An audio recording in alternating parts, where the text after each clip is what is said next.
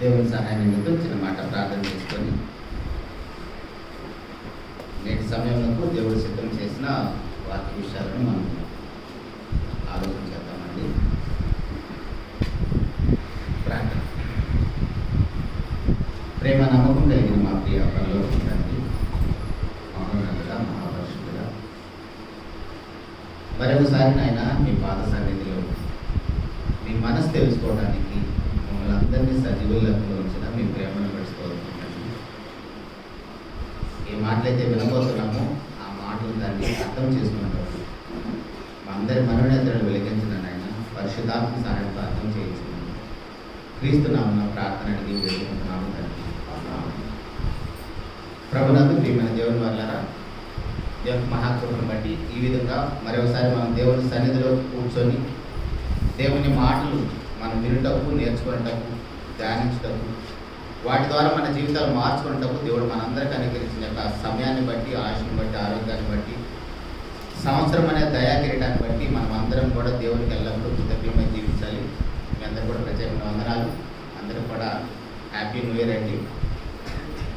Happy new year కదా, అందరికీ హ్యాపీగానే ఉన్నారా?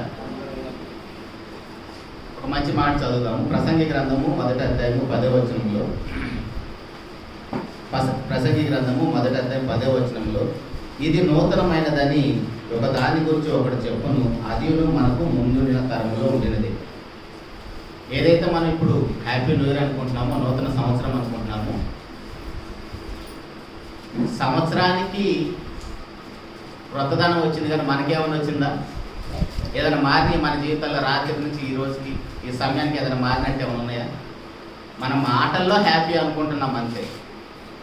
నేను కూడా హ్యాపీగా ఉండాలని నా కూతురికి హ్యాపీ అని పేరు పెట్టాను. మరి ఆమె ఎంతవరకు నన్ను హ్యాపీగా ఉంచుతుందో తెలియదు. కానీ అంటే దేవుడు కూడా మనల్ని మనం ఎల్లప్పుడూ హ్యాపీగా ఉండాలని కోరుకుంటాడు. ఈ హ్యాపీ న్యూ ఇయర్ ఎవరికి సంబంధించింది?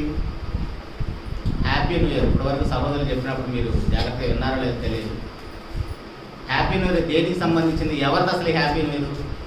మందేనా? మందేనా? ఎవరిది? భూమిది. సంవత్సరం ఎలా వచ్చిందని చెప్పాడు సహోదరులు? విన్నారు కదా అందరూ? తన చుట్టూ తాను తిరుగుతూ సూర్యుడి చుట్టూ ఒకసారి తిరిగి వస్తే మనకు సంవత్సరం వచ్చింది.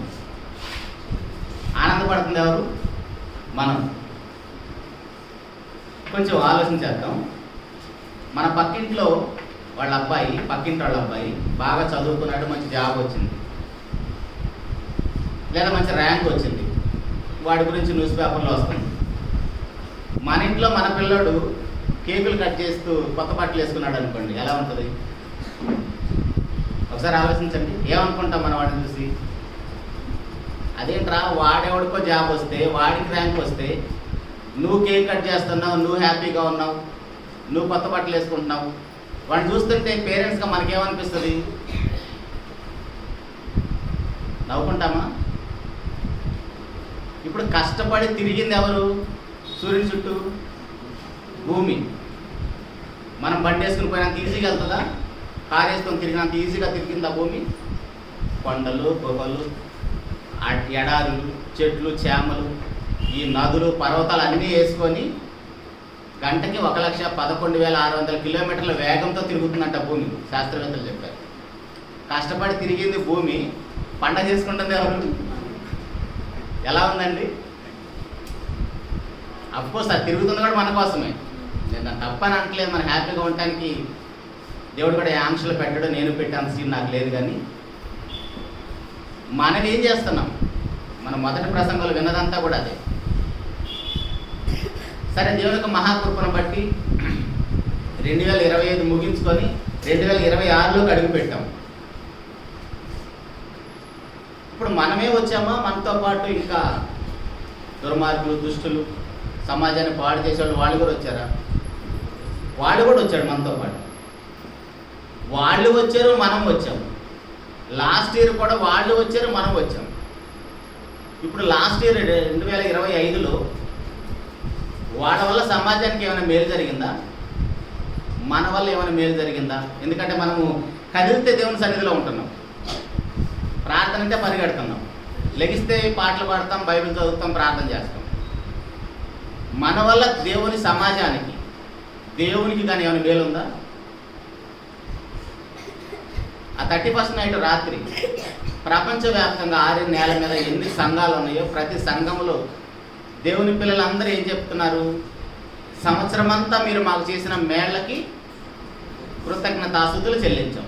దేవుడు చేసిన మేళ్ళకి కృతజ్ఞతాస్తుతులు చెల్లించాం, మనం కూడా చెల్లించాం దేవుడు చేసిన దానికి. ప్రశ్న ఏంటంటే అన్ని దేవుడే చేయాలా?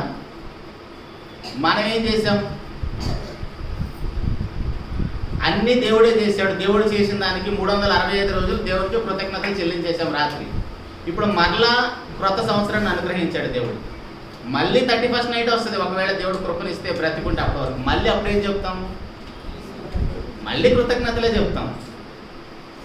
చేసింది ఏంది మనం? లాస్ట్ ఇయర్ మన ప్రోగ్రెస్ ఏంటి? లాస్ట్ ఇయర్ మనకి ఏమైనా ప్రోగ్రెస్ ఉందా? ఇంప్రూవ్మెంట్ ఏమైనా ఉందా మన జీవితంలో? లాస్ట్ ఇయర్ ఎలాగైతే బైబిల్ చదవలేదు, పాటలు పాడలేదు, ప్రార్థన చేయలేదు, వాక్యం నేర్చుకోలేదు, ఎన్ని మెసేజ్లు మీరు వినుంటారండి సంవత్సరం మొత్తం మీద. ఇందా సహోదరు చెప్పాడు 52 వారాలలో శుక్రవారాలు అన్నీ ఉంటాయి కదా, శుక్రవారం క్లాస్ కంటే ఎక్కువ మంది రామనుకో. ఆదివారం ఆల్రెడీ 2 ప్రసంగాలు ఉంటాయి. ఈ 2 ప్రసంగాలు ఎన్ని ప్రసంగాలు విన్నాము, నేర్చుకున్నాము? చెప్పేవాడైతే ఎలాగో రోజు చెప్పిన ప్రసంగం చెప్పడు కదా. ఇంట్లో పాపం ఆడవాళ్ళకి ఇక్కడ ప్రసంగికులకే కష్టం. వాళ్ళు వండిన కూర వండితే ఒప్పుకమ్మ, రోజు ఇదే వండుతున్నాం ఏంటంటాం. ప్రసంగికుడు కూడా ఏం చేయాలి? ఒక ప్రసంగాన్ని నేర్చుకొని ఒక 4 రోజుల పాటు దాన్నే దంచేసాడు అనుకోండి, మనం వింటామా కూర్చొని? వీడంటారా బైబిల్ చదవడా ఏంటి, రోజు ఇదే చెప్తున్నాడు అంట. సో వీడు నేర్చుకొని రావాలి. వీళ్ళు రోజు 3 పూట్లకి రోజు కొత్త కూర ఉండాలి. మనం ఏం చేస్తున్నాం? సో ఇప్పుడు లాస్ట్ ఇయర్ అంతా కూడా మనం ఏం చేయలేదు, మన ప్రోగ్రెస్ ఏం లేదు. మనకు సంవత్సరాన్ని ఎందుకు ఇవ్వాలి దేవుడు? వాళ్ళు వచ్చారు, ఎవరైతే దేవునికి వ్యతిరేకంగా లోకంలో ఉన్నారో వాళ్ళు వచ్చారు 2026లోకి, మనం వచ్చాము. మన వల్ల దేవునికి ఏమైనా ఉపయోగం ఉందా? కనీసం రాత్రి కాలంలో మనం ఏమైనా దేవునికి ఏమైనా కమిట్మెంట్ ఇచ్చామా? నాయన లాస్ట్ ఇయర్ అయితే ఎట్లా బ్రతికేశాను, దయతో నన్ను కరుణించు, అసలు నెక్స్ట్ ఇయర్ నుంచి నేను మామూలుగా ఉండనని ఏమన్నా రాత్రి దేవునికి ఏమన్నా ప్రామిస్ చేశామా? వాగ్దానాలు అయితే అందరూ తీసుకొని పోయాము, మరి దేవునికి కూడా ఏమైనా ప్రామిస్ చేయాలి కదా. అసలు వాగ్దానం అంటే ఏంటిది?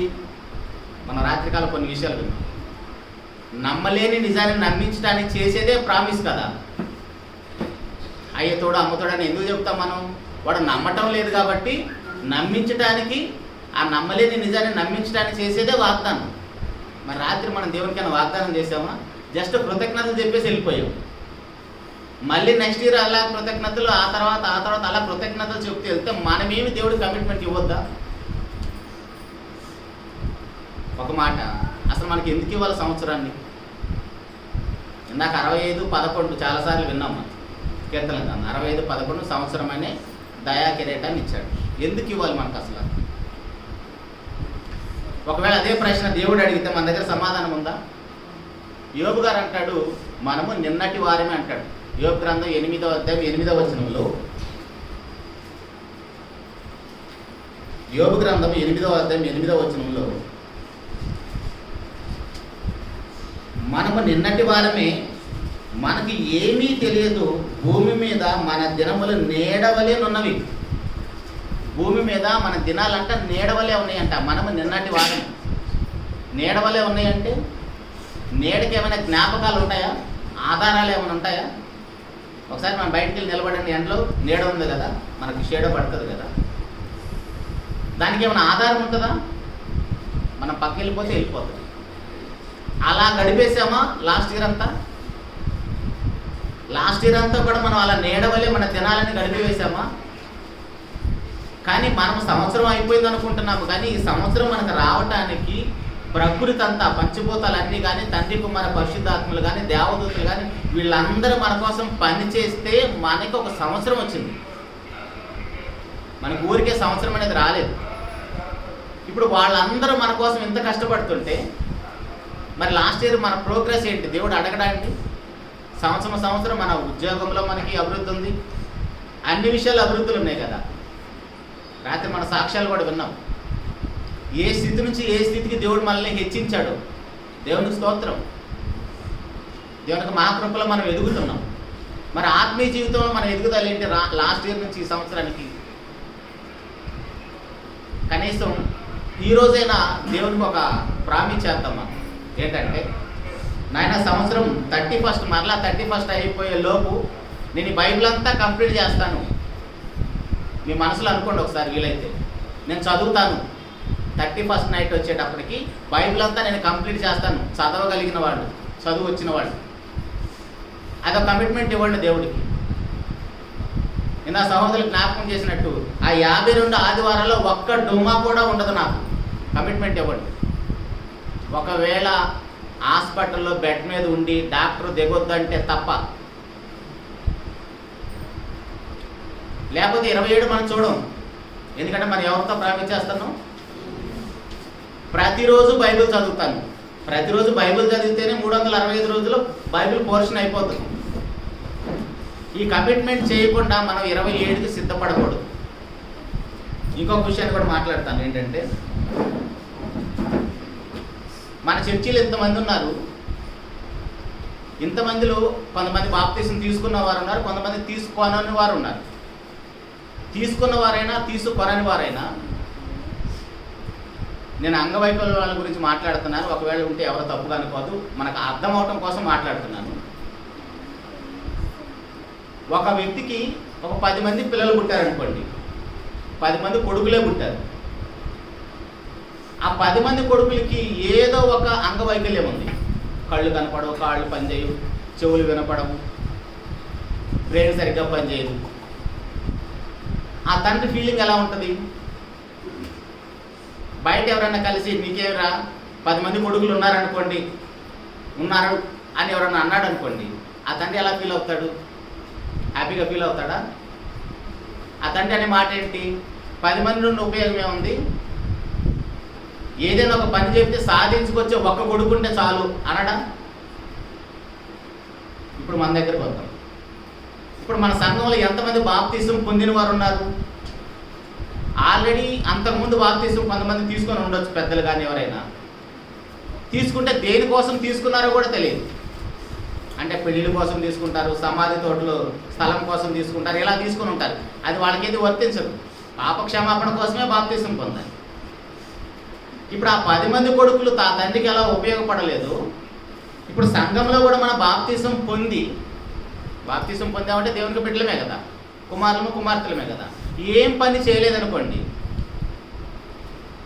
ఆ 10 మంది కొడుకులకి మనకేమైనా తేడా ఉంటుందా? కొంచెం ఇబ్బంది అయినా సరే ఈ మాటను మనం జీర్ణించుకుందాం, ఆరాయించుకోవాలి, తప్పదు. అప్పుడన్నా మనకు రోషం వస్తే నెక్స్ట్ ఇయర్ మనం ఈ రోజు నుంచే స్టార్ట్ చేస్తాం ఏదైనా ప్రోగ్రెస్.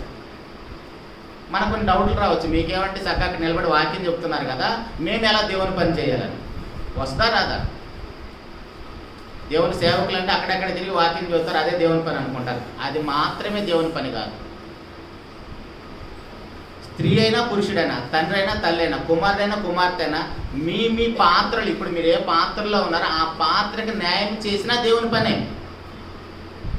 పురుషుడు నోవా గారు ఏం చేశాడండి? తన కుటుంబ రక్షణ కోసం ఓడని నిర్మించాడు. పురుషులందరూ అది చేయాలి. తల్లులు ఏం చేయాలి? గృహ పరిపాలన చేయాలి. అది కూడా దేవుని పనే. గృహ పరిపాలన అంటే, పరిపాలన అనే పదం మనకి చిన్నగా కనపడుతుంది. ఒకసారి ప్రభుత్వాన్ని చూస్తే ఎన్ని శాఖలు, ఎంతమంది మంత్రులు, ఎంతమంది ఉద్యోగస్తులు, ఇవంతా కలిపి గృహ పరిపాలన అది స్త్రీ చేతిలో పెట్టాడు తండ్రి. తండ్రి అనే దేవుడు మీ కుటుంబ సభ్యుల యొక్క భవిష్యత్ అంతా మీ చేతిలో పెట్టాడు. టైం ప్రకారం వాళ్ళ ఆరోగ్యం కానీ, వాళ్ళ ఆయుష్ కానీ, ఆయుష్ దేవుడి చేతిలో ఉంటుంది, ఆరోగ్యం మీ చేతిలో ఉంటుంది. తల్లుల చేతిలో కుటుంబ సభ్యుల యొక్క ఆరోగ్యం అంతా మీ చేతిలో ఉంటుంది. ఏదైనా తీసుకురాకపోతే పురుషుడు బాధ్యత. ఇది కూడా దేవుని పని. మరి పిల్లల పని ఏంటి? ప్రతిరోజు బైబిల్ చదవాలి, ప్రార్థన చేయాలి, తల్లిదండ్రులకు లోబడాలి. మీ పాత్రలో చదువుకుంటుంటే ఎలా చదవాలంటే, మీ చదువు ద్వారా దేవుడికి మహిమ వచ్చేలాగా చదవాలి. ముక్కుతా మూలుగుతా చదవకూడదు. దేవుడు మనకు ఆయుష్ను ఆరోగ్యాన్ని ఇచ్చాడంటే రాజులు ఎదుట నిలబడి దేవుని యొక్క మహాజ్ఞానాన్ని చెప్పే విధంగా మన చదువు ఉండాలి, మన ఆరోగ్యం ఉండాలి. నెక్స్ట్ వెళ్తాం మనం అక్కడ కూడా.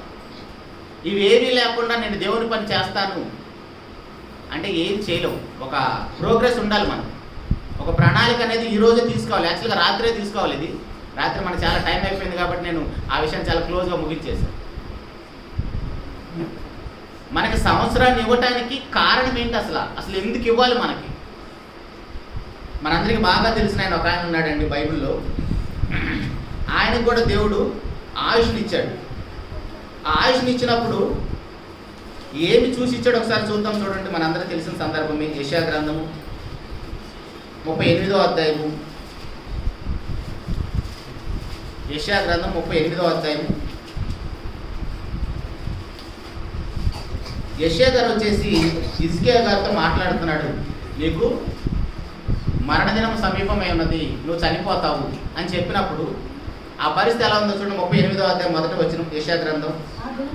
ఆ దినములలో హిజ్కియాకు మరణకరమైన రోగము కలుగుగా ప్రవక్తయు ఆమోజు కుమారునైన యెషయా అతని యొద్దకు వచ్చి, నీవు మరణమవుతున్నావు, బ్రతుకవు కనుక నీవు నిల్లు చక్కబెట్టుకొనుమని యెహోవా సెలవిచ్చుచున్నాడని చెప్పగా అతడు తన ముఖమును గోడతట్ట త్రిప్పుకొని, యెహోవా యథార్థ హృదయుడనై సత్యముతో నీ సన్నిధిని నేనెట్లు నడుచుకుంటునో, నీ దృష్టికి అనుకూలముగా సమస్తమును నేనెట్లో జరిగించుతును, కృపతో జ్ఞాపకం చేసుకునమని హిజ్కియా కన్నీళ్లు విడిచుచు యెహోవాను ప్రార్థింపగా. నాకొక సంవత్సరాన్ని పొడిగించమని హిజ్కియా గారు తన ప్రోగ్రెస్ని దేవుని ముందు పెడుతున్నాడు. నాయనా, నాకు మరొక సంవత్సరాన్ని పొడిగించు, లేదా నా ఆయుష్ను పెంచమంటానికి హిజ్కియా గారు పెడుతున్న ప్రోగ్రెస్ ఏంటి? ఇప్పుడు మనకు కూడా దేవుడు ఇచ్చాడు. ఏమీ మనం ఎదురు చూడలేదు, అడగలేదు, వచ్చేసాం. రాత్రి తెల్లారిపోయింది, సంవత్సరాలకు అడుగు పెట్టాం. కానీ సంవత్సరాన్ని మనకి ఇవ్వాలంటే మన దగ్గర ఉన్న ఆ ప్రూఫ్ ఏంటి? అసలు ఎందుకు ఇవ్వాలి సంవత్సరాన్ని మనకి దేవుడు ఎందుకు ఇవ్వాలి? కానీ హిజ్కియా గారు ఏమంటున్నాడంటే, యెహోవా యథార్థ హృదయుడైన సత్యముతో నీ సన్నిధిని నేను ఎట్లు నడుచుకుంటునో, నీ దృష్టికి అనుకూలముగా సమస్తమును నేను ఎట్లు జరిగించునో కృపతో జ్ఞాపకం చేసుకున్నామని హిజ్కియా కన్నీళ్లు విడుస్తూ దేవుని వేడుకుంటున్నారు. పైన ప్రోగ్రెస్ అంతా పక్కన పెట్టేసి, పైన క్యారెక్టర్ అంతా పక్కన పెట్టేసి మనం ఏం తీసుకున్నాం? కన్నీటి ప్రార్థన దేవుడు వింటాడు. కన్నీటి ప్రార్థన దేవుడు వింటాడు. కన్నీటి ప్రార్థన దేవుడు వినడు. కన్నీటికి కరిగిపోయేవాడు కాదు మన దేవుడు. ఇప్పుడు ఇంట్లో అత్త ఏడుస్తుంది అనుకో, కోడలు ఆనందపడుతుంది. కోడలు ఏడుస్తుంది అనుకో, అత్త ఆనందపడుతుంది. ఒక దొంగని తీసుకెళ్ళి జైల్లో పెట్టేసి బాగా కొట్టామనుకో, వాడు కూడా ఏడుస్తాడు. ఆ కన్నీళ్ళు కూడా కరిగిపోతాడా దేవుడు? మరి ఏంటి చెప్తున్నాడు కన్నీటి ప్రార్థన అంటే? కన్నీటి వెనకాల ఉన్న నీ జీవితం చూస్తాడు దేవుడు. కన్నీటికి కరిగిపోయేవాడు కాదు దేవుడు. మనం ఏం వింటున్నామంటే కన్నీటి ప్రార్థన దేవుడు వింటాడని మన ఇష్టం వచ్చినట్లు బ్రతికేసి, ఎందుకంటే ఆటోమేటిక్గా మనం రాత్రి విన్నాం. పురుషులు కూడా ఇక్కడికి వచ్చి నిలబడగానే మన బాధలన్నీ గుర్తొచ్చి ఏడుస్తాం. కన్నీటికి కరిగిపోయేవాడు కాదు దేవుడు. కన్నీటి వెనకాల మన జీవితాన్ని చూస్తాడు. మనం ఏ ఉద్దేశంతో ఉన్నామో దాన్ని దేవుడు చూస్తాడు. కాబట్టి అప్పుడు మనకు పరిష్కారం ఇస్తాడు. ఇది ఏది లేకుండా మనం మన ఇష్టం వచ్చినట్లుగా బ్రతికేసి మరొక సంవత్సరాలకు అడుగు పెట్టినా సరే లాస్ట్ ఇయర్కి ఈ ఇయర్కి ఏమైనా తేడా చూపించగలుగుతామా దేవునికి? లాస్ట్ ఇయర్ అంతా మన ప్రార్థనలు ఏముంటాయండి? మోకాళ్ళ నొప్పులు. ఇప్పుడు నెక్స్ట్ ఇయర్ వచ్చేసింది కదా, మళ్ళీ 26లోకి వచ్చాం కదా. మరి ఈ సంవత్సరం ఏం ప్రార్థన చేస్తాం? ఈ సంవత్సరం మోకాళ్ళ నొప్పులు ప్లస్ నడువు నొప్పి యాడ్ చేస్తాం. మోకాళ్ళ నొప్పులు, నడువుల నొప్పులు. 27 కూడా ఇచ్చాడు అనుకోండి, మళ్ళీ ఏం ప్రార్థన చేస్తాం? మోకాళ్ళ నొప్పులు ప్లస్ నడువుల నొప్పులు ప్లస్ మెడ నొప్పులు. అంటే జీవితం మొత్తం రోగాల గురించే ప్రార్థన. మన ఆత్మీయ జీవిత పరిస్థితి ఏంటి? మన ప్రార్థనలో మన ఆత్మ గురించి మనం ప్రార్థన చేస్తామా దేవుడిని? అర్థమవుతుందా? ఒక సంవత్సరాన్ని దేవుడు మనకి ఎందుకు ఇస్తున్నాడు? మనం పరిపూర్ణ అవ్వటం కోసమే దేవుడు మనకి సంవత్సరాన్ని పొడిగిస్తున్నాడు. సంవత్సరం అనే దయా కిరీటాన్ని మనం క్రీస్తు స్వరూపంలోకి మార్చబట్టకు. గలతీ పత్రికలో పౌలు గారు అంటాడు కదా 3:27 సారీ 4వ అధ్యాయంలో, క్రీస్తు స్వరూపం ఎందు ఏర్పడే వరకు నాకు ప్రసవ వేదన కలుగుతుంది అంటున్నాడు. అంటే ఒక విశ్వాసి సంఘంలో చేర్చబడిన తర్వాత, ఒక పరిశుద్ధుడుగా సంఘంలో చేర్చబడిన తర్వాత ఆ పరిశుద్ధ జీవితాన్ని కొనసాగించడానికి, తనకే క్రీస్తు స్వరూపం రావడానికి, అంటే ప్రభువైన యేసుక్రీస్తు వాళ్ళు ఎలాంటి సుగుణాలు ఉన్నాయో ఆ సుగుణాలతో ఆ బిడ్డను పెంచడానికి సేవకుడు ప్రసవ వేదన పడుతున్నాడంట. తల్లి కూడా మళ్ళీ ప్రసవ వేదన పడి తన ప్రాణము పెట్టి మనల్ని కన్నది. అందుకు మనం భూలోకంలో అడుగు పెట్టాం. ఒక సేవకుడు కూడా ప్రసవ వేదన పడి దేవుని రాజ్యంలో, దేవుని ఇంట్లో మనల్ని ప్రవేశింపజేశాడు. వీళ్ళిద్దరూ మన కోసం ఎంత ప్రయాసపడుతుంటే ప్రాణం పెట్టారు వాళ్ళు. మరి మనం దేవుని కోసం ఏం చేస్తున్నాం? ఎందుకు ఇవ్వాలి మనకి దేవుడు మరొక సంవత్సరాన్ని? అందుకే అదే విషయాన్ని పదే పదే అడుగుతున్నాను. కొన్ని ప్రార్థనలో మనం ఎప్పుడైనా రాత్రికాలమైనా సరే, నాన్న లాస్ట్ ఇయర్ అంతా ఇది చేశాను, మరలా నాకు సంవత్సరమైన దయా కిరీటాన్ని పొడిగిస్తే ఇదిగో ఇది చేస్తానని ఒక ప్రణాళిక ఏమైనా ఉందా మన దగ్గర?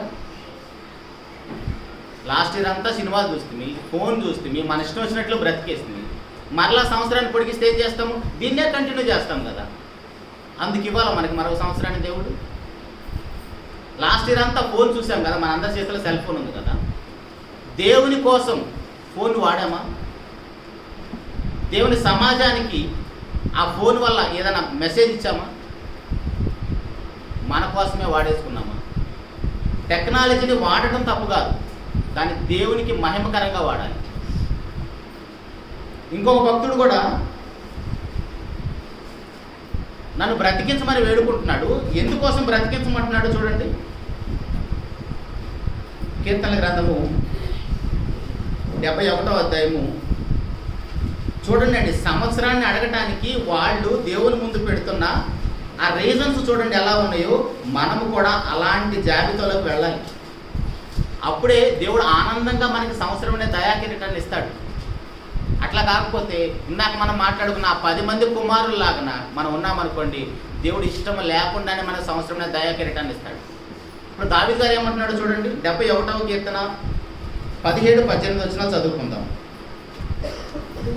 దేవా, బాల్యము నుండి నీవు నాకు బోధించుతూ వచ్చితివి, ఇంతవరకు నీ ఆశ్చర్య కార్యములు నేను తెలుపుచూనే వచ్చితిని.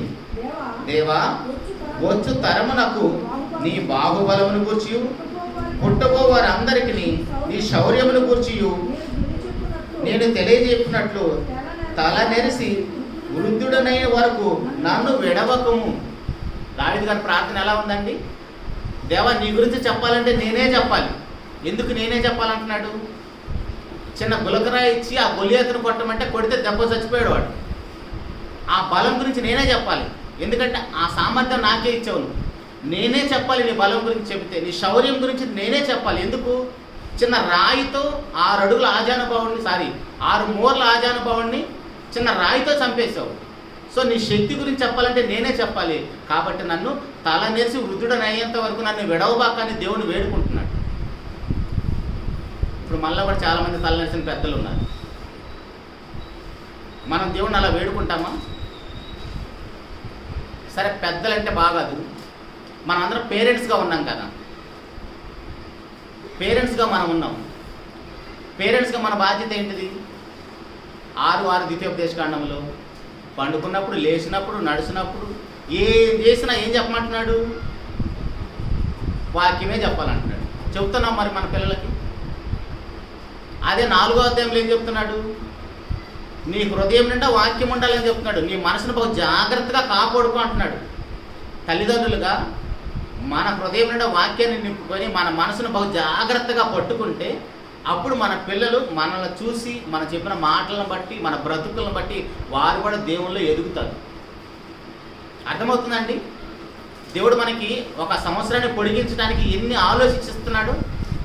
సంవత్సరాన్ని ఇవ్వాలన్నా సరే, మనం అడగాలన్నా సరే, మన ప్రోగ్రెస్ని చూపించాలి దేవుడికి.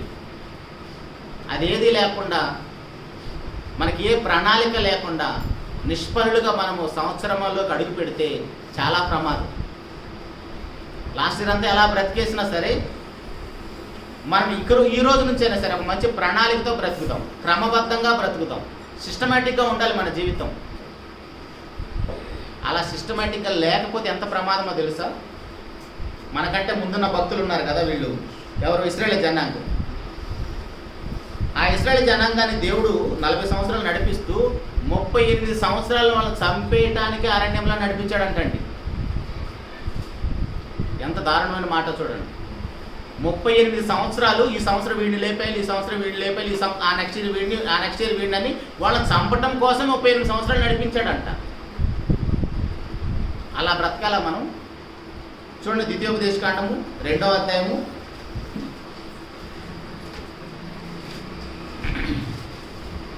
14వ వచనములు. ద్వితీయోపదేశకాండము 2వ అధ్యాయం 14వ వచనములు.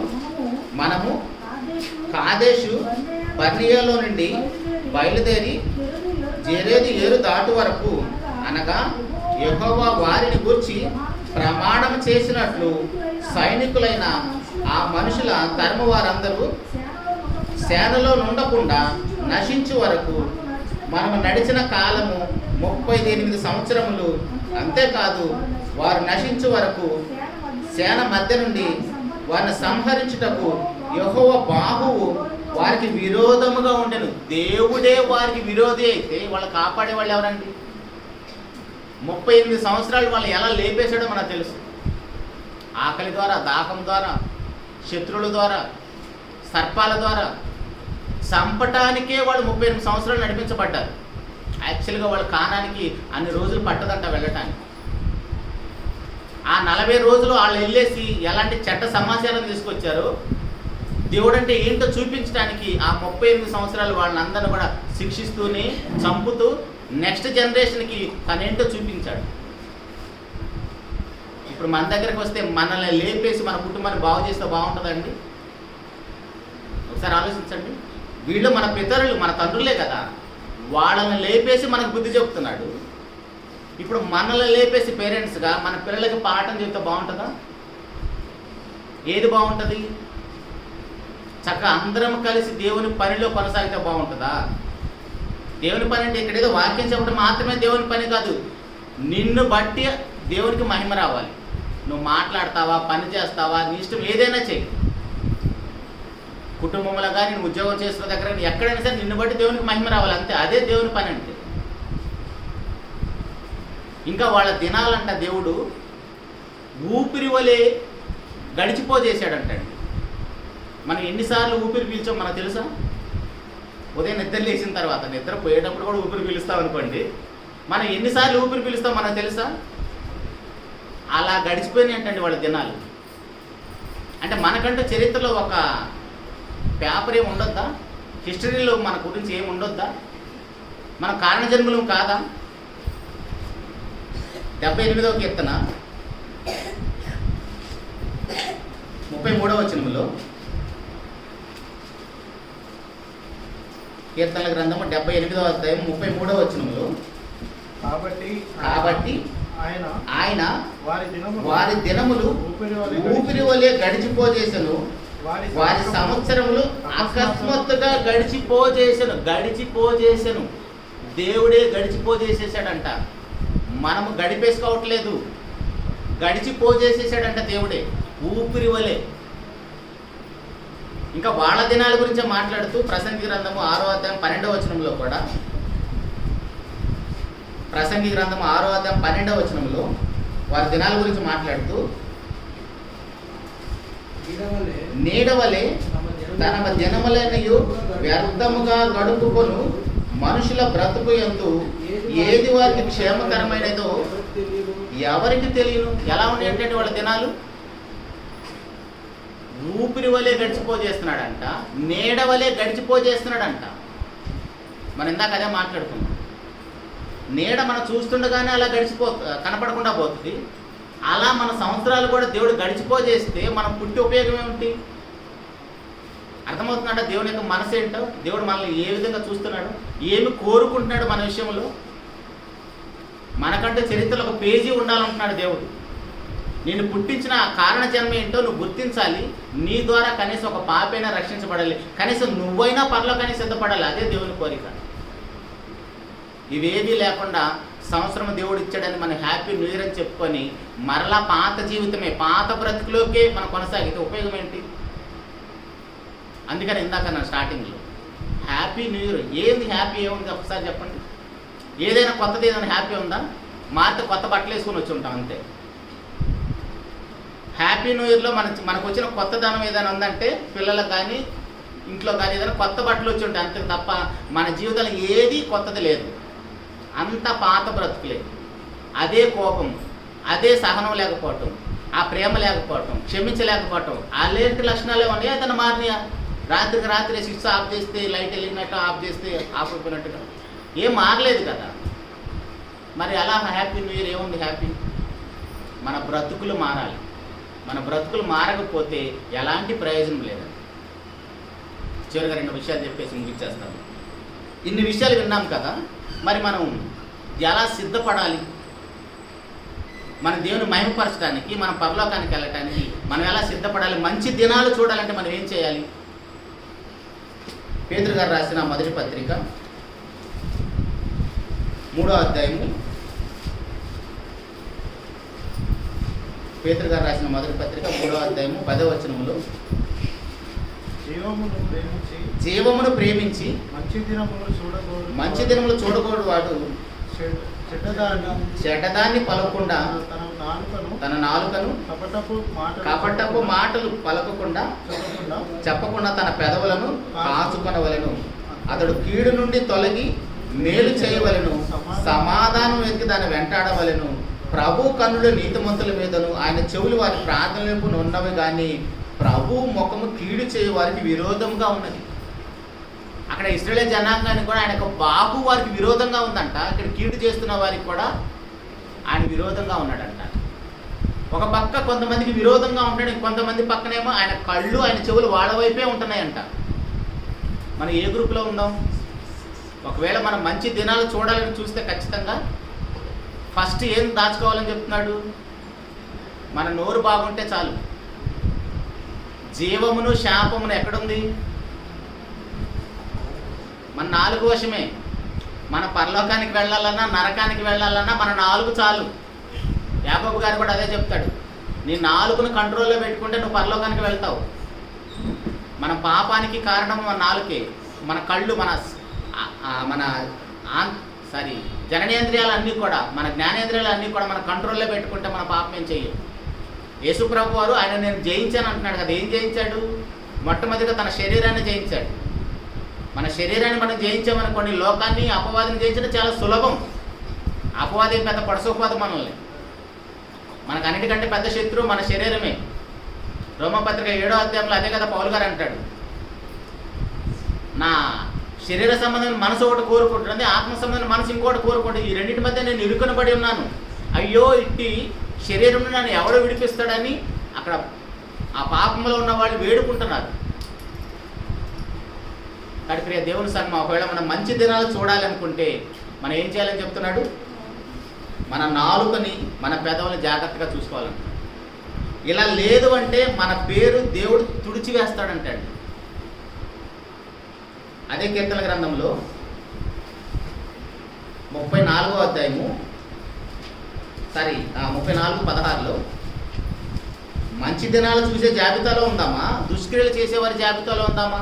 కీడు చేసేవారి జాబితాలో ఉందామా? దుష్క్రియలు చేయవారి జ్ఞాపకమును భూమి మీద నుండి కొట్టివేయటకై యెహోవా సన్నిధి వారికి విరోధంగా ఉన్నది. దేవుడితో మనకు అసలు శత్రుత్వమే ఉండకూడదండి భూమి మీద మనం బ్రతుకున్నంత కాలం. దేవుడు మనకి ఎప్పుడు శత్రువు అవుతాడు? దేవుడు మనకి ఎప్పుడు శత్రువు అవుతాడు? పాపం చేస్తే. Very simple. నువ్వు అబద్ధం ఆడతావా, మోసం చేస్తావా, తప్పుగా నడుస్తావా, తప్పుడు పనులు చేస్తావా, ఏదైనా చెయ్యి, అది ఒక్కటి చేస్తే చాలు మన పేరు మర్చిపోతాను. సంవత్సరం మారేకొని మర్చిపోతాం. మనం ఎంతమంది మర్చిపోయింది లాస్ట్ ఇయర్ వాళ్ళని?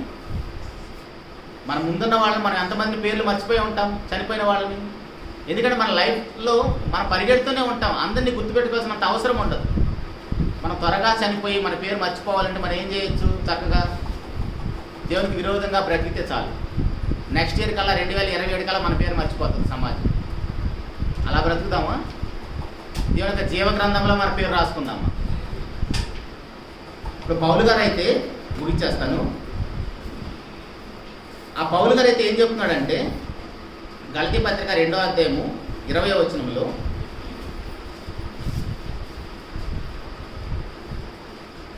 బాప్తిసం పొందాము ఇందాక మనము.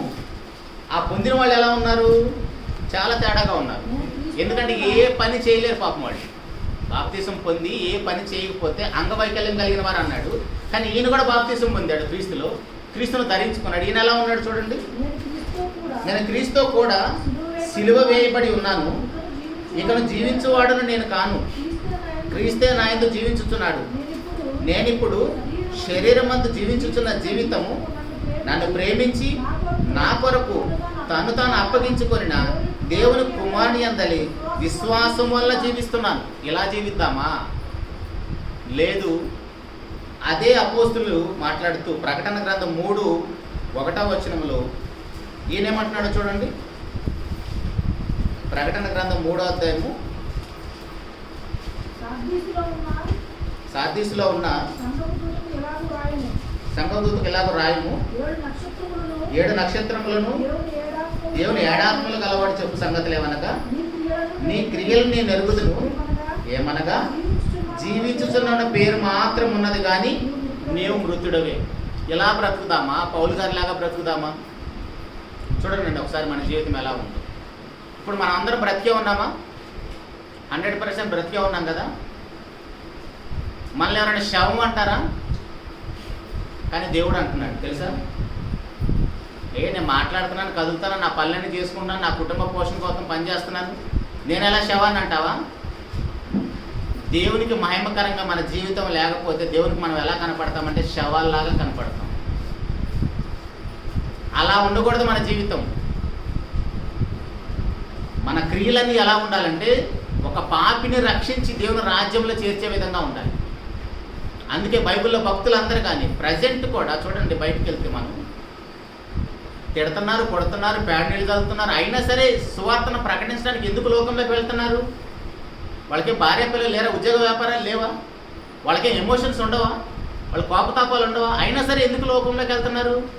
ఆ ప్రేమను వాళ్ళు రుచి చూచి ఎరిగారు. బ్రతుకుడు క్రీస్తే చావైతే లాభమని పౌలు గారు చెప్పినట్టుగా వాళ్ళందరూ కూడా రుచి చూచి ఎరిగారు. కాబట్టి సంఘాన్ని విడిచి లోకంలోకి వెళ్తున్నారు, సమాజంలోకి వెళ్తున్నారు. సర్వలోకానికి వెళ్ళి సర్వ సృష్టికి సువార్తను ప్రకటించినట్టు ఏం ప్రకటించాలి?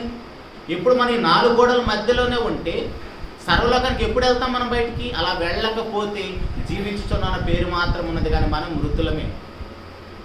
మీకు తెలుసో లేదు, చలి అయినా ఎలాంటి పరిస్థితులైనా వరదలు వస్తున్నా సరే ఈ పెద్ద ఆయన సువార్త ప్రకటించడానికి పరిగెడుతూనే ఉన్నాడు, నాలాంటి వాళ్ళు వెంటేసుకొని. ఆయన ఏజ్ ఎంత, మన ఏజ్ ఎంత? మనందరికంటే ఇప్పుడు ఆయన పెద్దోడు అనుకుంటా. ఇక్కడ ఏంటి ఆయనకి ఆ భారం ఏంటి? నా ఊరి కోసం నేను ఏదో చేయాలి, నా తరము వారికి సేవ చేసి నిద్రించాలి, ఎప్పుడు మరణం వస్తుందో నాకు తెలియదు. నేను అన్ననేం పొగట్లేదు, పొగడాల్సిన అవసరం కూడా లేదు. మనం పని నేర్చుకోకపోతే మనం నెక్స్ట్ ఇయర్ మన దేవుడికి ఎందుకు ఇవ్వాలి? మనం ఆ 2027 ఎందుకు ఇవ్వాలి? అసలు ఈ సంవత్సరం 26 ఎందుకు ఇచ్చాడు? దావీదు గారు అయితే నేను తలనేసి వృద్ధుడు అయ్యేంత వరకు నన్ను బ్రతికించమంటానికి ఒక కారణం చెప్తున్నాడు. ఇదిగో నైనా నన్ను బ్రతికిస్తే నీ బాహుబలం గురించి, నీ శౌర్యం గురించి చెప్తాను. హిజ్కియా గారికి ఏం చెప్తున్నాడు? మరలా నాకు ఒక 15 సంవత్సరాలు ఇచ్చావు కాబట్టి లాస్ట్ ఇయర్ ఆయన ఏం చేశాడు?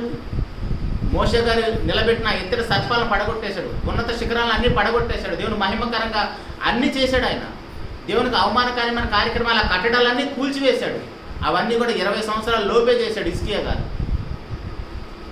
సో ఆ చిన్న వయసులోనే ఇన్ని చేశాడు, ఇంకా 15 సంవత్సరాలు ఇస్తే ఇంకెంత చేస్తాడని నమ్మి ఆయుష్నిచ్చాడు. ఇప్పుడు ఆ 38 సంవత్సరాలు ఇశ్రాయేలు జనాంగానికి కూడా దేవుడు ఆయుష్నిచ్చాడు. 38 కేకులు ఊరగా కట్ చేసి ఉంటారు వాళ్ళు, అలా కట్ చేద్దాము మనం కూడా. కాబట్టి ప్రియ దేవుని సంగమా, బైబిల్లో భక్తుల జీవితాలు మన పాఠాలుగా నేర్చుకుంటూ మనం గుణపాఠాలుగా వాటిని మన జీవితాలు అలవర్చుకొని ఖచ్చితంగా మనం నెక్స్ట్ ఇయర్ కోసం ఒక మంచి ప్రణాళికతోటి, ఈరోజు మొదటి దినం కాబట్టి సంవత్సరానికి సరిపడా ఒక ప్రణాళిక వేసుకుందాం. మన కుటుంబంలో రెగ్యులర్గా కుటుంబ ప్రార్థన ఒకరున్న ఇద్దరున్న అందరి కుటుంబ ప్రార్థన, రోజు బైబిల్ చదవటం, సాయంత్రం పూట అందరూ పండుకునేటప్పుడు మళ్ళీ అందరూ కలిసి కుటుంబ ప్రార్థనలు, లేదు మార్నింగ్ నిద్ర లేచిన తర్వాత వ్యక్తిగత ప్రార్థన కానీ కుటుంబ ప్రార్థన కానీ, బైబిల్ చదవటం మర్చిపోవద్దు. ఒకవేళ ఎవరైనా మర్చిపోయినా వాళ్ళకి మిగిలిన వాళ్ళు హెచ్చరించాలి. వాళ్ళు హెచ్చరించాలంటే వీళ్ళు చేయాలి. అప్పుడు మన కుటుంబం కట్టబడుతుంది, మన సంఘం విస్తరించబడుతుంది. అదే ఇందాక అన్న చెప్పాడు, బయట ప్లేస్ కూడా మొత్తం ఫిల్ చేయాలంటే మన కుటుంబం నుంచి మనం ఆ ప్రణాళిక మొదలు పెడితే ఖచ్చితంగా నెక్స్ట్ ఇయర్కి దేవుడు మనల్ని ఆశీర్వదిస్తాడు. అలాంటి కృప తండ్రి అని దేవుడు మనందరికీ అనుగ్రహించాలి మనస్ఫూర్తిగా కోరుకుంటూ సందేశాన్ని ముగిస్తున్నానని చిన్న మాట ప్రార్థన చేసుకుంటాం. మహోన్నతుడా, జీవం కలిగిన మా నాయన స్తోత్రం తండ్రి, మమ్మల్ని అందరినీ ప్రేమించి మీ కృపలో భద్రపరిచి కొన్ని విలువైన మాటలతోనైనా మమ్మల్ని అందరినీ హెచ్చరించి బలపరిచి మాకు సంవత్సరమైన దయాకిరీటాన్ని ఎందుకోసం మీరు ఇచ్చారు, మేడలు మీకున్న ఆ తలం పెట్టు తండ్రి. కొన్ని విషయాలు బైబిల్ నుంచి చూసాం నాయన. మాకంటే ముందున్న తరాల్లో మీ పిల్లలు తండ్రి సంవత్సరాన్ని ఇస్తే ఏమి పని చేస్తామో, ఎలా బ్రతుకుతామో చూపించారు తండ్రి. అలాగనే మేము కూడా తండ్రి అలాంటి ప్రణాళిక కలిగి వారి అడుగుజాడల్లో నడుస్తూ కుటుంబాలు కట్టుకుంటాం. మీ యొక్క సంఘాన్ని తండ్రి అభివృద్ధి చెందుతాం. మా వంతుగా మేము వ్యక్తిగత ప్రయాసపడుకుంటున్నాను అనుగ్రహించిన తండ్రి. సమయంలో తండ్రి వాక్యం వీళ్ళందరినీ బట్టి స్తోత్రం విన్న వాక్యం వాళ్ళందరి హృదయాల్లో ఫలించేలాగా ఒక మంచి నిర్ణయం తీసుకునే విధంగా పరిశుద్ధాత్మని సహాయాన్ని మీ బిడ్డలందరికీ అనుగ్రహించిన అది కూడా నేను మీ పిల్లలతో మీ మాటలు పంచుకోవడానికి భాగ్యాన్ని బట్టి స్తోత్రాలు చెల్లించు. అన్నాలు వచ్చిన ఆ సందర్భమైన మాటలతో దయతో నన్ను క్షమించింది. నేను ఆ వాక్యం ప్రకారం బ్రతుకుతూ నా కుటుంబాన్ని బ్రతికిస్తూ శరీరంలో ఉన్నంతకాలం నేను మీకు మహిమకరంగా జీవించడం కృపను అనుగ్రహించున్నాను. మిగిలిన కార్యక్రమం అంతా నాయన మీకు మహిమకరంగా జరిగించింది. శ్రీకుమారుడు మా ప్రభువైన యేసుక్రీస్తు వారి పరిశుద్ధమైన నామములని ప్రార్థించి అడిగి పొందుకొని ఉన్నాము. వందనాలు.